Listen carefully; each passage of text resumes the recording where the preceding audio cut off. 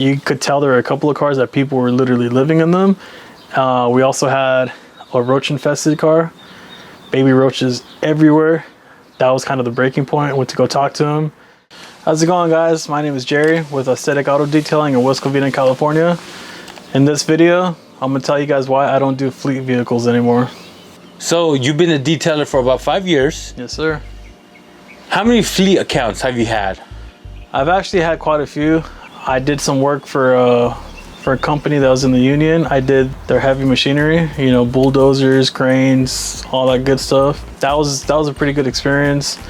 The one experience that kind of killed it for me was I did work for a dealership, and they wanted to pay me pennies for what I make. So the previous companies you've worked with, did you like working with them? Not really. I noticed that dealerships in particular, specifically, they always want to like underbid.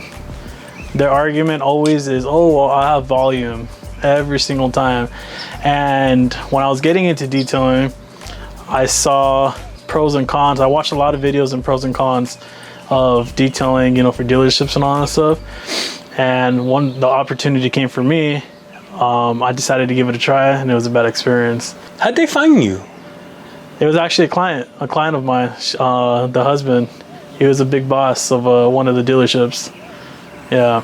And then he reached out and said, Jerry, can you detail 20 cars a week, or how did it start off? Yeah, so the way that came about was I used to wash his and his wife's car, and he liked my work. He had mentioned it like twice. He mentioned like, oh, hey, you know, we're looking for detailers at my job. And I kind of just always brushed it off. Finally, he gave me a call, and he was like, hey, how's it going? I want you to come by my job. I'm interested in your work. So finally I was like, well, this is the third time you asked me. All right, let me go check it out. Ended up being a dealership. He told me, I want you to do what you do for my wife's car, which I was doing a maintenance watch for his wife's car. We agreed on $80. At the time, this is back in 2020, COVID was like barely starting. I started in November of 2019, and I did work for them all the way up until, I believe, March 2020.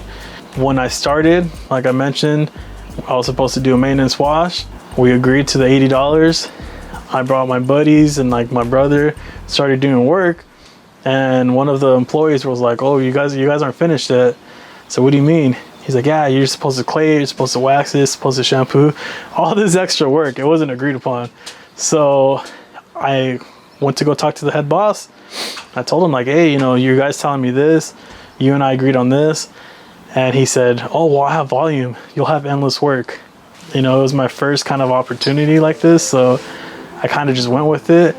Because I was doing work for them, he had told me, you need to become legitimate, you need to get a business insurance. So I got all of that. If it weren't for him, this was a silver lining in that situation, that experience. If it weren't for him, I probably wouldn't have been legitimate, business insurance, all that stuff. So I thank him for that. But I was undersold, really. And when you told them that's not what we agreed upon, what was his response? His response was just, we have volume, you know, if you do enough cars, it'll be worth it for you. You know, I kind of felt like a chump now that I think about it, because I was just like, okay, yeah, let's do it. So we did it. But now that I think about it, when I had helpers with me, it wasn't even worth it. You know, each car was taking about, I don't know, 2-3 hours. I was actually losing money on it because I had to pay them also. We came across cars. So the cars that we were working on, they were like repos, they were trade-ins, all that stuff. So we were getting like nasty cars. Wasn't worth it. I had a car that was, a good amount of it was covered with dog feces. You could tell there were a couple of cars that people were literally living in them. We also had a roach infested car, baby roaches everywhere. That was kind of the breaking point. I went to go talk to him. I could tell he didn't take me seriously, because when I told him like, hey, this is disgusting, you know, we need to charge more, his response was, oh, rest in peace. That's what he said to the roaches. That's when I knew like, all right, this guy doesn't take me seriously.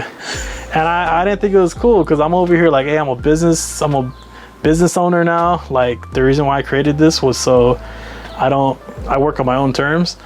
So I think after those few months, me and my guys, we just, you know, I tried being professional about it. I said, thank you very much for the opportunity, this and that.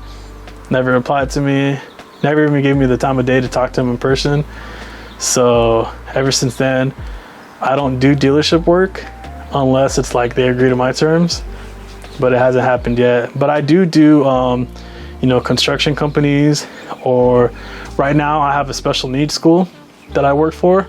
I'm there probably like once or twice a week, and they have about 60 vehicles in one location and I think another 40 in another. And you do them?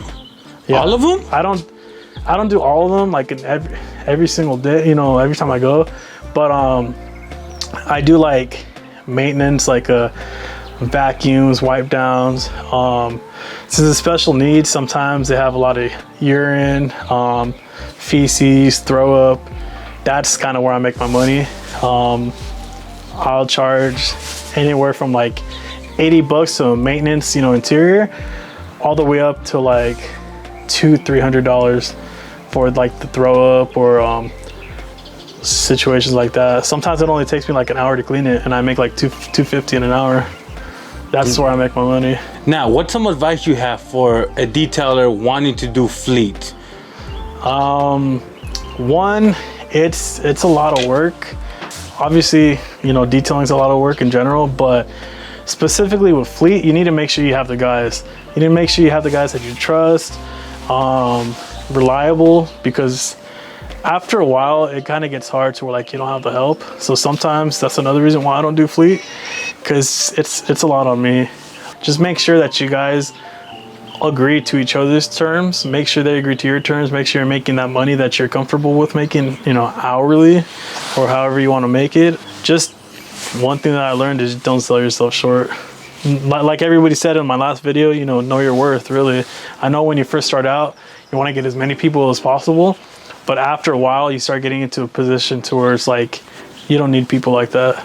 All right, guys, so that's how I handled doing fleet work. Have you ever done fleet work? If so, how did it go?